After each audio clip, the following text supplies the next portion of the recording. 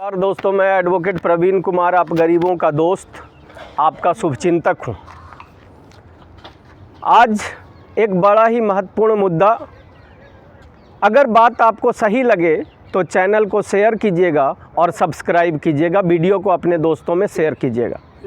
दोस्तों, मैं आपको बताना चाहता हूं कि किस प्रकार से राजनीतिक पार्टियां और जिस व्यक्ति को हम लोग वोट देते हैं वो हमारे जीवन को किस प्रकार से प्रभावित करता है, ये हमें जानने की ज़रूरत है।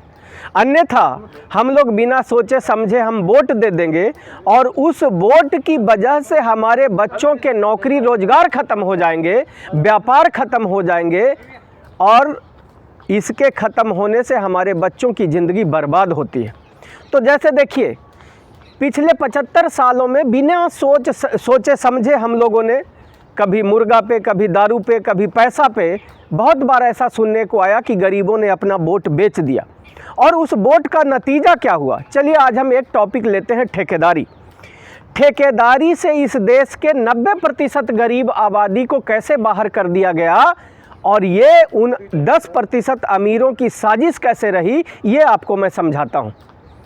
तो आप देखते होंगे कि जब चुनाव का समय आता है तो अमीर लोग पूरा पैसा लेकर के निकलते हैं बाज़ार में, गरीबों को 1000-2000, जैसे इस बार दिल्ली विधानसभा चुनाव में कई जगह से ये खबरें आई कि 1000-2000 रुपया देकर गरीबों का वोट खरीदा गया।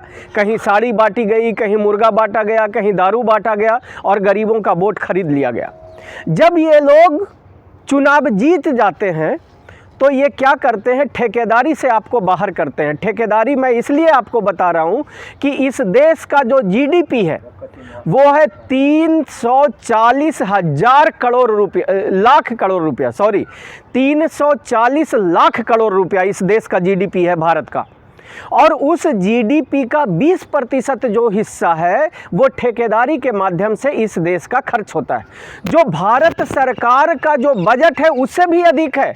भारत सरकार का बजट आज के तारीख में लगभग 47 लाख करोड़ रुपया के आसपास है, लेकिन ठेकेदारी के माध्यम से इस देश का 68 लाख करोड़ रुपया खर्च किया जाता है, जिसमें इस देश के गरीबों का 90% आबादी के लोगों की हिस्सेदारी नगण्य है, ना के बराबर है।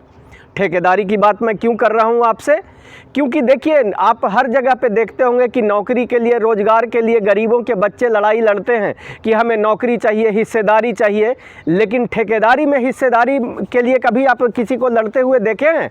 नहीं देखेंगे, क्योंकि हमारे लोगों को ठेकेदारी का महत्व ही नहीं पता है। तब मैं आपको बताता हूं, नौकरी में मात्र लगभग 8 लाख करोड़ रुपया सैलरी के रूप में इस पूरे देश में बांटा जाता है, सेंट्रल गवर्नमेंट और स्टेट गवर्नमेंट को मिला करके।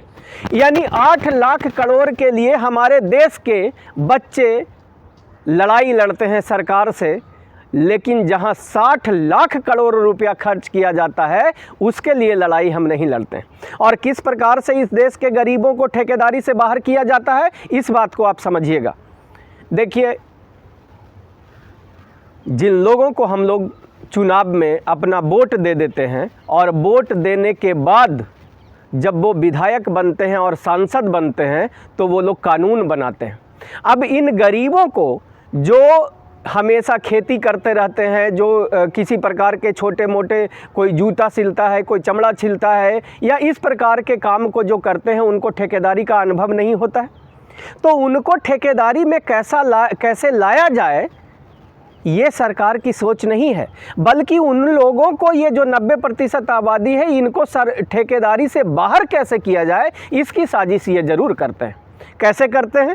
1982 में एक कानून लाया गया था उन लोगों के लिए जो गरीब लोग हैं, जो किसान लोग हैं, जो मज़दूर लोग हैं, उन लोगों को ठेकेदारी की व्यवस्था में ला करके उनको सिखाना और आगे बढ़ाने के लिए 4 लाख रुपया का व्यवस्था किया गया था कि अगर कोई भी व्यक्ति जिसके पास एक्सपीरियंस नहीं होगा उनको 4 लाख रुपया तक का ठेका दिया जा सकता है, ताकि आज वो 4 लाख रुपया का ठेका करे, जब उसका एक्सपीरियंस 4 का हो जाएगा तो वो 6 के लिए भी टेंडर भर सकता है, फिर 8 का बढ़ेगा, फिर 10 का बढ़ेगा, फिर लाखों का, करोड़ों का भर सकता है।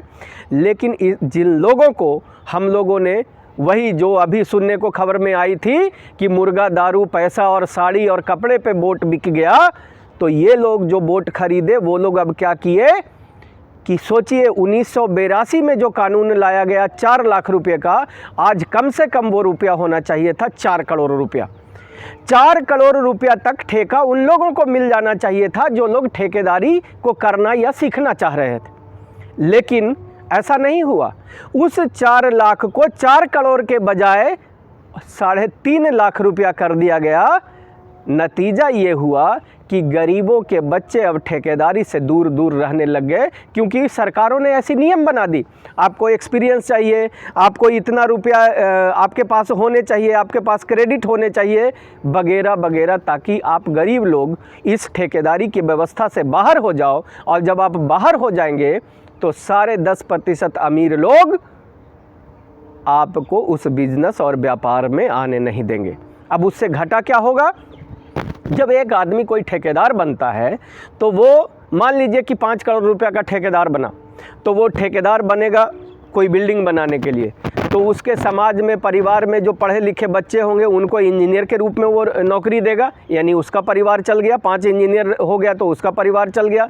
किसी को मुंशी बनाएगा, किसी को मैनेजर बनाएगा, किसी के दुकान से सामान लेकर के आएगा, किसी को क्लर्क बनाएगा, यानी वो सैकड़ों लोगों को नौकरी रोजगार देगा। और जब गरीब लोग ठेकेदार नहीं बनेंगे, इसका मतलब वो लड़के जो गरीबों में पढ़े लिखे थे, जो इंजीनियर बने, जो डॉक्टर बने, जो मुंशी मैनेजर का कोर्स किए, जो क्लर्कियल काम के लिए कोर्स किए, जो टाइपिस्ट बने, वो अपने घर में बैठे रहेंगे। रोजगार किसको मिलेगा? वही 10% अमीर लोग जिनको ठेकेदारी मिली है। और ये सब कुछ साजिश के तहत किया गया। यानी अगर आप वोट अपने लोगों को नहीं दोगे, गरीबों को नहीं दोगे, तो ये अमीर लोग जो रुपया से आपका वोट खरीदते हैं, ये आपके बच्चों को पढ़ने लिखने के बाद भी बेरोजगार कर देंगे। और ये बात आपको समझ में नहीं आएगी। तब मैं आपसे कहता हूँ, आज के बाद वोट अगर देना हो तो एडवोकेट प्रवीण कुमार जैसे लोगों की बात को वोट देना, ताकि भविष्य में हम अपने गरीबों को नौकरी रोजगार दे सकें, व्यापार दे सकें, ठेकेदार बना सकें। और जब बच्चे आपके आमदनी के स्रोत में चले जाएंगे तो आपकी ज़िंदगी को हम बेहतर बनाएंगे। धन्यवाद। बात सही लगे तो वीडियो को शेयर कीजिएगा, चैनल को सब्सक्राइब कीजिएगा।